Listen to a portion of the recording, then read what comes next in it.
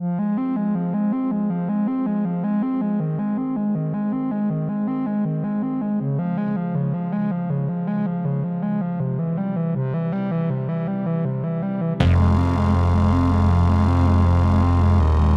guys, it's Quinn here. If you enjoy my videos, consider hitting the like button. It's the only way the YouTube algorithm really notices me.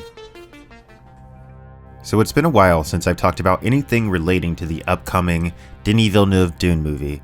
Now since then, the movie has started filming and we've gotten several casting confirmations. First things first, Dune started filming at the beginning of July. But of course, if you saw my last video on the filming process and the scheduling of this movie, then you already knew the filming would start at the beginning of July. Several members of the cast and crew have been seen in Budapest, and they are of course there presumably to film scenes for the movie.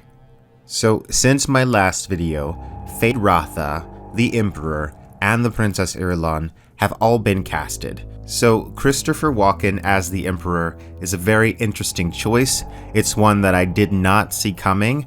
Christopher Walken is of course a very experienced actor, but he doesn't jump out to me immediately as the Emperor Shaddam IV.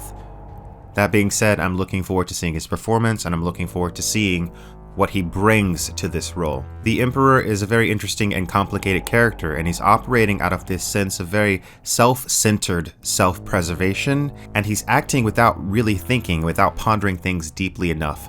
He's kind of razor-focused on his goal, and he's a bit consumed by jealousy, and he's also arguably just simply grown too comfortable in his position as the head of the Landsraad, as Emperor of the known universe. And he doesn't really seem to care that actions which are simple and easy to him have tremendous effects on countless other people. So I'm looking forward to seeing Christopher Walken hopefully portray all the nuances of this character in Dune Part 2.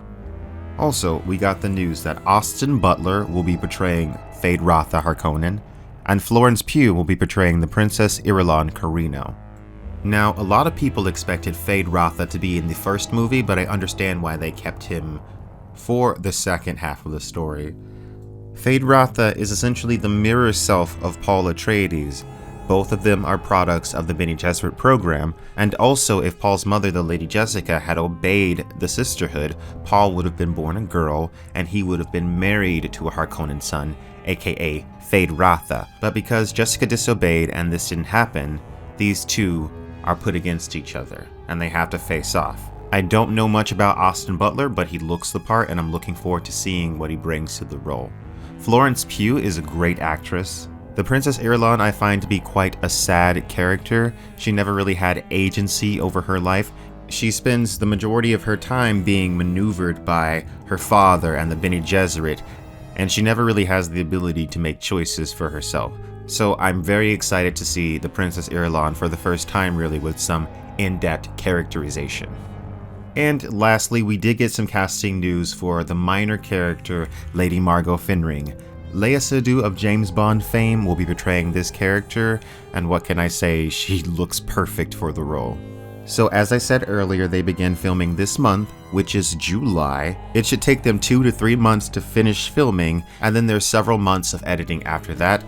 And the movie is currently slated to be released November 2023, and we are all extremely excited.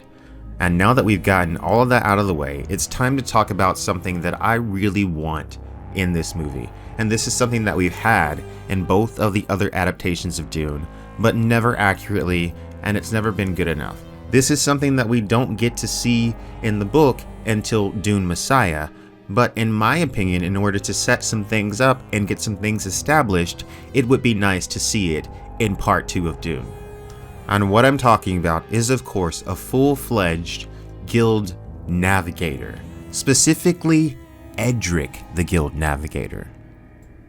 His container sat in the center of the transparent dome, which the Bene Gesserit had built for this meeting.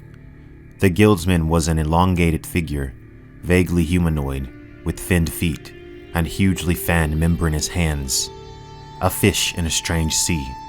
His tank's vents emitted a pale orange cloud, rich with the smell of the geriatric spice melange. So if you don't know anything about the Dune universe, the Guild Navigators essentially exist to take the place of the computing machines that once navigated humanity across the vast distances of space. Without a Guild Navigator, no ship can safely avoid obstacles in space, so the Guild and their navigators are absolutely crucial to space travel. Now, in part 1 of Dune, we see space folding happening, but we really don't see how it happens. And this is something which both the David Lynch version and the sci-fi miniseries showed us. Now, even if we don't see a Guild navigator directly folding space, it would be nice to see one on screen, because then we would have some acknowledgement of the extent to which the human body must be pushed in order to achieve these feats in the Dune universe. This is a lifelong process that forever changes the body and the mind of whoever goes through it. So I said it would be nice to specifically introduce the character Edric, because he plays a big role in the next book, Dune Messiah.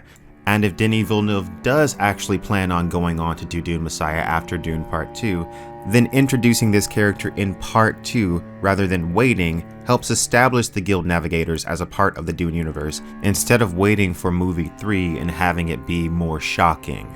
I'm very excited for people to get more acquainted with the weirder aspects of Dune. The Guild Navigators are just the tip of the iceberg. This universe is so expansive, and there's so much that we could include in this movie and in future movies and future shows, because the Bene Gesserit TV show is still in the works. Don't forget about that. And we know that Denis Villeneuve is heavily involved, and he'll be even directing some of it. So the Dune franchise is alive and well, and I'm really hoping that we get to see Edric or some Guild Navigator at least in Dune Part 2. Let me know what you hope to see in Dune Part 2 in the comment section below. Thanks guys so much for watching. Peace out.